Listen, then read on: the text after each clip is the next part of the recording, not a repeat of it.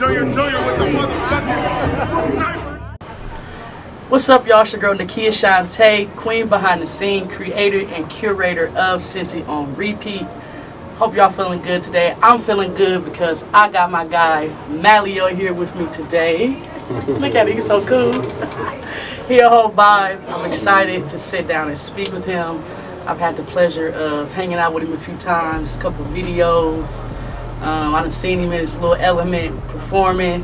I watch his Facebook Live videos. They are hilarious. Crazy. He has Facebook rants almost every morning. I'll be weak.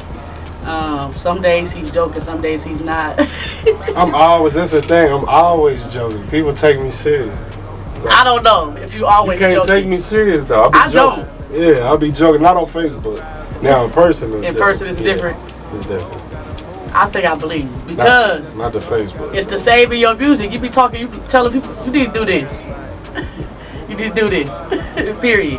But I love it though. You get them riled up every morning, early in the morning too. Be early in the morning. He be having riled up 7 a.m. You be like, they ain't even up yet. They up. And he got them riled up already. So I love that. I love to watch it. I'm excited. The main reason I called you here though was I kept seeing new release. Mallio's dropping back to back, like on repeat, sorta. Y'all get that? back to back. So I'm gonna just list 2020, right? When you dropped in 2020, I tried to make sure this is on all the platforms. So you got Clutch. I like that. I love that song. Gucci, Mercy Me, Mallio. My lord. Mallio. Like we said, like Mallio. Yet. Jack Boy. Listen, this song Jack Boy, right? You know how people sing about doing something real dangerous because they singing it and make it sound softer? He's talking about robbing people. But he's singing though. Like, don't sing to me, take my stuff, okay? Not your stuff. Like, not mine? Not somebody else. Okay, but yeah, so I'll be weak. Jack Boy, you, Broken Promises, Hurt Girls, Raw, and then you drop Red Lights with Cook the Flair. All this year. And that's last year he dropped 2 projects. Last year. We had Too Legit and the Love Project. Love did good. Too Legit did too though.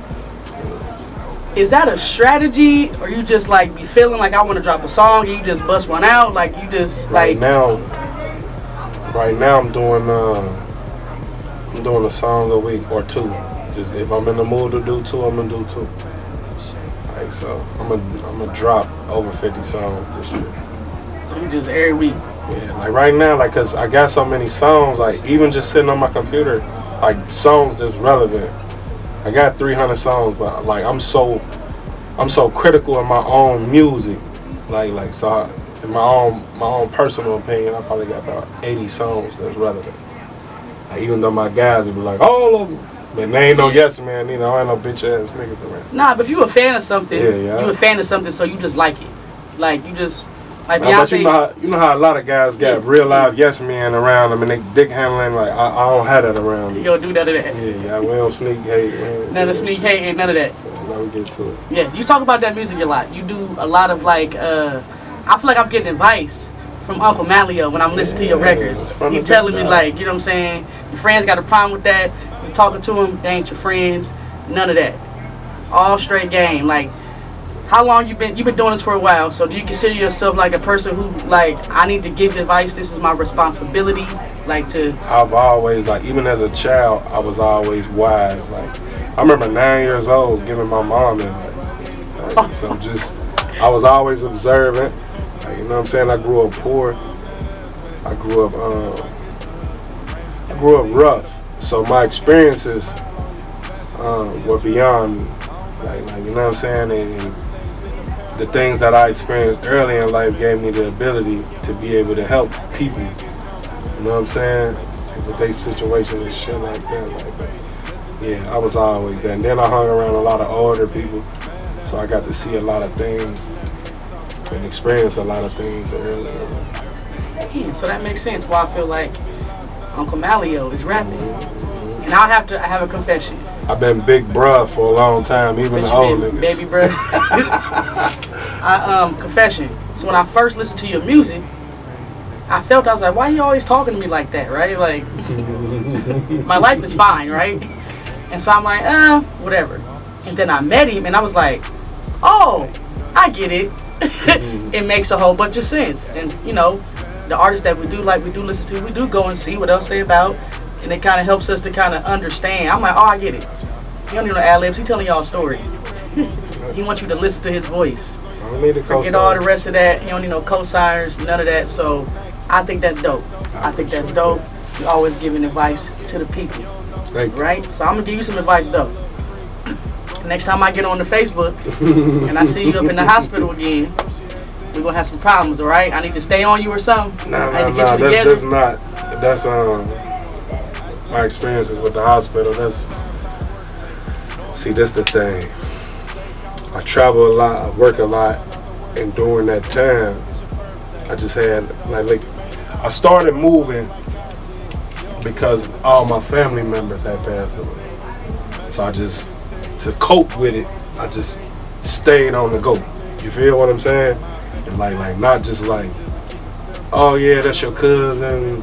Okay, poof, they dead. Like, damn, cuz died. I lost my sister, my mom, my big brother, my grandmother, my great grandmother, my little stepbrother, my little cousin, my granny, which was my favorite person in the world, and then a host of other women that raised me and shit. Like one in particular, Miss Carolyn, we just lost her in November. My favorite aunt, one of my favorite aunts, just passed away in January, and 2 weeks ago, I just buried my right hand man. Like, so it's been heavy over the years, and out of nowhere, all of a sudden, like, I get anxiety. Now, if you're familiar with anxiety, it make you feel like you're dying. Like, you feel what I'm saying? So, and a lot of people battle this and they don't speak on it. First time it happened, I'm leaving the gym and I'm going to Kentucky to pick up my little bro. And my hands, I had a thought about my grandmother. Like, everybody that know me know that I called her Granny Gran. Like that was my best friend in the whole world. Like, she was everything to me. So my hands started trembling real bad, and I'm on the phone with my guy, he in Hawaii and shit, and my hands started trembling. I'm driving the F-150, and I had to pull over, and my hands shaking, and my heart's going crazy. I'm like, damn, like, I'm telling bro, like, man, my heart beating fast as fuck. He like, call the ambulance. He like, I'm like, all right, I'm like, no, you're not about to hang the phone up. He telling me this, I call on the other phone. And they come get me out the side of the highway. That was the start. So between November 2018 and I'm gonna say like December, November, some shit like that. Like, I've been in the hospital 32 times until they finally figured it out and told me what it was. Now I even know what that is. Like, I'm a nerd. I don't have TVs in my houses and shit. Like, in my I'm house, seeing your book list. He tell you everything to do. All the books he read, everything. That's what I'm saying. You ain't nothing but a big ball of advice. Yeah, y'all. But see, even with anxiety, a lot of it is chemical. Like stomach acid and all of that, like being distributed throughout our lungs and shit. So I just, and it get to our brain, and it mess up our brain cells, so our body don't respond how we normally would respond to extreme circumstances. Like, exercise help with it, and like this stuff that I'm doing, I haven't been back to the hospital. I changed my diet, the exercise, and a few other things, and no hospital trip. Well, I'm excited for you. I'm happy, like, you still here through all that. Oh, no medicine. Keep being a light, like, cause like, I'm a person who has not experienced much close death, right? So I got my grandma, my mom and dad, and when I see it happen, because I see it happen all the time, I'm like, I can't say I can tell you what to do or know about the experience, but I'm like, I can't believe you're still here. Like, walking around, like, you know what I'm saying? So I think strong, like, you know what I'm saying? Like, some... The one thing, like, that you do take from it, and I'm not a psychiatrist, and I don't want to get to throwing around titles and shit, but you do take a form of PTSD from it. Absolutely. And that's, ain't no medicine, none of that can help you with that. Yeah. Like, and then talk about what bro was saying, what I was saying in my song Clutch. Like, the reason I stopped taking pills is they put me on this shit called propranolol. And propranolol was triggering another chemical response. That shit was making me feel like I wanted to drive off the bridge. Like, so I stopped taking that and I started researching. And that's how I'm, to this point, everything I'm doing natural. Come on, Big Mallio. So follow Mallio on everything you got going on. Mallio, Very TMSG. easy to find. Like, put it in Mallio. You're gonna find them. Like I said, if you look for some wisdom, definitely gonna find them. Uncle Mallio. I think I'm gonna just call you Uncle Mallio from now on. Watch them live. I like man. Uncle I don't Mallio. this shit. Yeah, but before we get out of here though, so I live around the corner. I live off Queen City, right? I live right around the corner from your little spot, right? Queen City Lounge. So it's always jumping, but it's always jumping too. Like it's always jumping. So like my question, I guess a couple questions. Like, how do you feel? Because you know what people think about it. You know what I'm saying? You know how people feel, how people perceive it, right? What's your thoughts on like how people perceive it as far as like the community, other people who are Before, you know what I'm saying? Before people really came to the bar and experienced the bar, our bar, they looked at us as hood, ratchet, and ghetto, and you come there, you're gonna get killed or robbed or some shit. We had an incident that happened there, and it was outside of the bar, and the young person was irate and beyond. We couldn't bring him back. Yeah. Right? Like, and our security did their job and whatever. As far as who it was, I don't know shit and what happened. But the experience is when people finally start coming through the bar, we accomplished something as a group that no other bar or club here has ever did. We had it jumping 7 nights a week. Like, That's I'm hard, talking 7 nights a week. Monday through Sunday, we got a packed house in there. Amazing DJs. I did a concert there with Pedro and Lantana. That mug was wall to wall with women, as it should be. And like I said, four beautiful minds came together via my little cousin, Lil E. Shout out to Lil E. Shout out to Suits. And shout out to Wax. But we all came together. We worked together. We did what most black men don't do. We put our pride and ego to the side, and we made something special happen.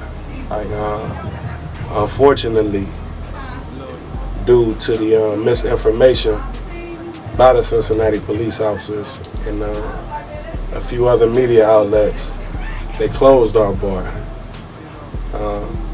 On the night when this quarantine, pandemic, shrandemic, scamdemic shit happened. Period.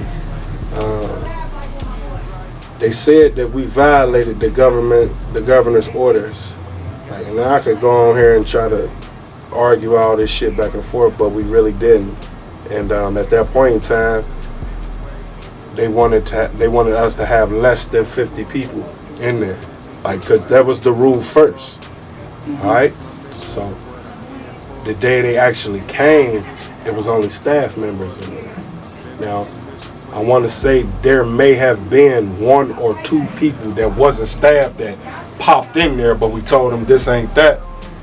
And you know what I'm saying, one in particular, it may have been a little mix-up in the communication there. Our bartenders in routine, if anything had transpired, which we still don't know to this day what was what, because they came so fast. Like, you feel what I'm saying? And then they said we had 50 people in there. Well, we had 17. 24, the other 24 was cops. And they raided our bar like we had keys of dope in there. Like, so when you look at that, and this made national news, we became the poster child of what not to do when the government talk, when the government tell you what not to do. I don't like doing this. People know me, know I don't throw other businesses or people under the bus. I talk shit and play, but in all actuality, on the east side of the town, there were a few establishments open. Irish pubs, white bars, and they left them open. They didn't give them the attention that they gave us, and they really had crowds of people in it. Like, so it's some typical Cincinnati shit. Be like that, some Cincinnati flavor, I'm gonna call it. But I want to end on a good note.